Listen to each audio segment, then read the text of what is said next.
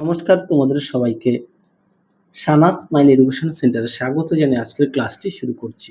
আজকে তোমাদের সঙ্গে আলোচনা করব তোমরা যারা সপ্তম শ্রেণীর দ্বিতীয় পর্যায়ক্রমিক মূল্যায়ন পরীক্ষা দেবে তোমাদের জন্য। রায় ও মার্টিন প্রশ্নবিচিত্র থেকে আজকে সমাধান করব সপ্তম শ্রেণীর পরিবেশ ও বিজ্ঞান বিষয় মডেল নাম্বার 6 অর্থাৎ 6 নম্বর স্কুলের যে সমস্ত ছোট ও বড় প্রশ্ন আছে তার সমস্ত প্রশ্নের উত্তরের সমাধান করে দেখাবো। চলো দেরি না করে মূল বিষয়ে যাওয়া যাক। দেখো কি আছে, একটি লাঠিকে লম্বভাবে মাটিতে পুঁতে দাঁড় করিয়ে দিলে দিনের কোন সময় ছায়ার দৈর্ঘ্য সবচেয়ে ছোট হবে? উত্তরটা লিখবে 12টায়, অপশন বি। দিয়ে দেখো আলোর প্রভাবে জীবের চামড়ার রং বদলে যায় কোন প্রাণীর? উত্তরটা লিখবে গার্ডেন লিজার্ড, অপশন সি। 3 দাগ দেখো উত্তরটা হবে অপশন ডি। 4 দাগ দেখো উত্তরটা হবে অপশন সি। 5 দাগ দেখো উত্তরটা হবে স্টিপ চুম্বক, অপশন ডি।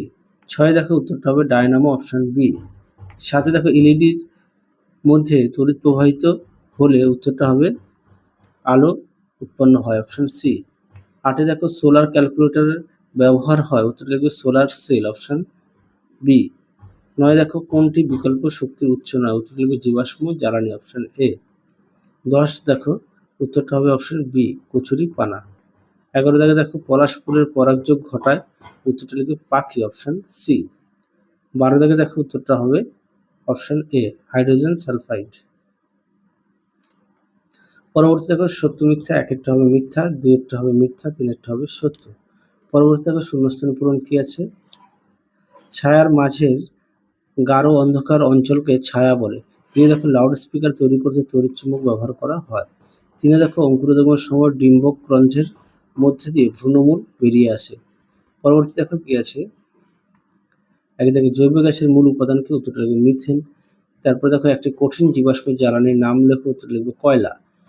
তিনে দেখো এক্স-রে এবং জেরক্স মেশিন কোন শক্তি ব্যবহৃত হয়? উত্তর লিখবে তড়িৎ শক্তি। 4 দেখো লাইকেন কি? উত্তর লিখবে শৈবাল ছত্রাকে একটি মিথ্যাজীবী সহাবস্থান লাইকেন বলে। পরবর্তী দেখো কি আছে? বাম স্তম্ভের সঙ্গে ডান স্তম্ভ মেলাও। একেরটা হবে 2, বি এরটা হবে 1 অর্থাৎ অর্ধপরিবাহী পদার্থ, সি এরটা হবে কাঠ অর্থাৎ 4 তড়িৎ উপরিবাহী পদার্থ, ডি আছে নির্জল কোষ, সেটা হবে 3 অর্থাৎ টর্চ লাইট। পরবর্তী দেখো এরটা হবে ওয়াশিং মেশিন, এটা হবে 3 বিদ্যুৎ শক্তি, বি হচ্ছে তরল জীবাশ্ম জ্বালানি, এটা হবে 4 পেট্রোল, সি এরটা হবে বায়ুকল, এটা হবে 1 বায়ু শক্তি থেকে তড়িৎ শক্তি উৎপন্ন হয়, ডি আছে প্রাণী জীবাশ্ম, এটা হবে 2 খনিজ তেলের উৎস। পরবর্তী প্রশ্ন দেখো কি আছে? এক দাগের প্রশ্নটা একটু দেখো, চিত্রসহ আলো প্রতিসরণের ব্যাখ্যা দাও। এটা হচ্ছে যখন আলো লঘু মাধ্যম থেকে ঘন মাধ্যমে প্রবেশ করে। আচ্ছা দেখো যে এই প্রশ্নের উত্তরটা আগের ভিডিওতে দেখানো আছে, একটু দেখে নিও, একই প্রশ্ন বারবার আসছে তো সেই কারণে দেখালাম না। পরে দেখো অসৎ প্রতিবিম্ব তৈরি হয় আলোর কোন কোন ধর্মের জন্য? প্রতিফলন ও প্রতিসরণের জন্য। অথবা দিয়ে দেখো জলের মধ্যে লাঠি ডোবালে বাঁকা বলে মনে হয় কেন? দেখো প্রশ্ন উত্তর।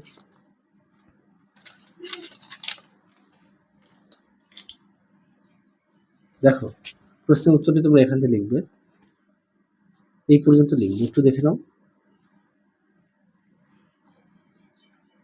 পরবর্তী প্রশ্ন দেখো কি আছে? পার্শ্বীয় পরিবর্তনের কারণ লেখো।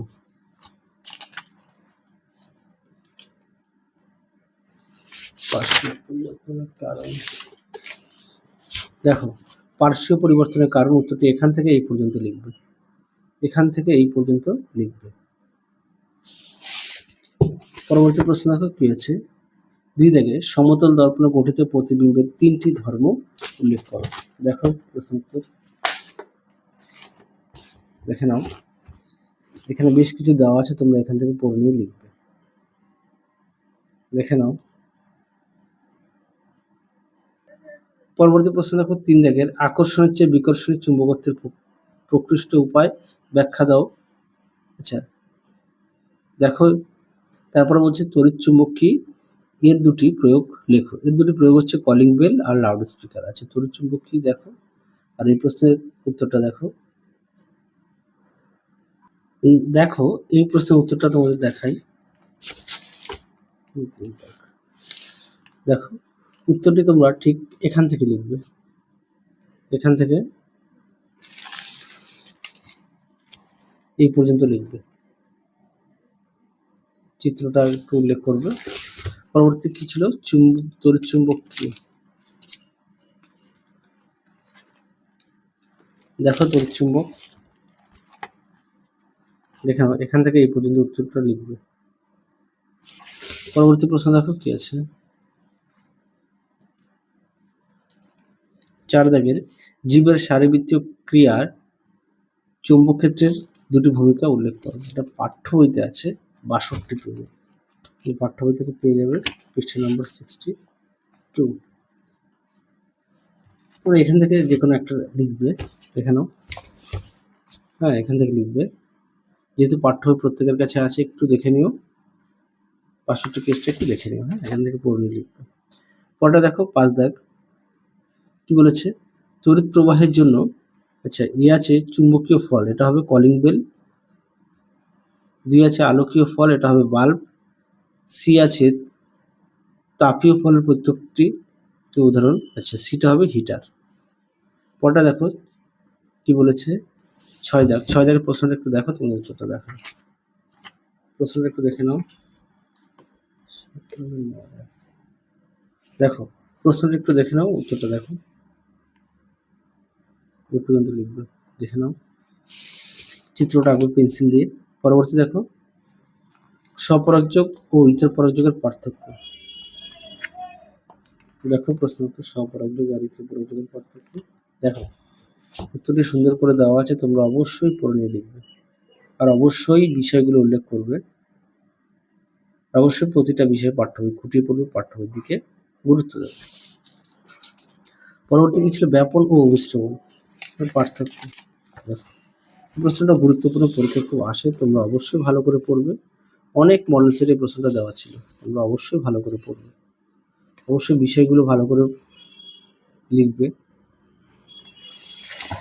পরবর্তী দেখো কি আছে, 7 দাগের ফুলের পরাগ মানব শরীরে প্রবেশ করলে কি কি সমস্যা হতে পারে।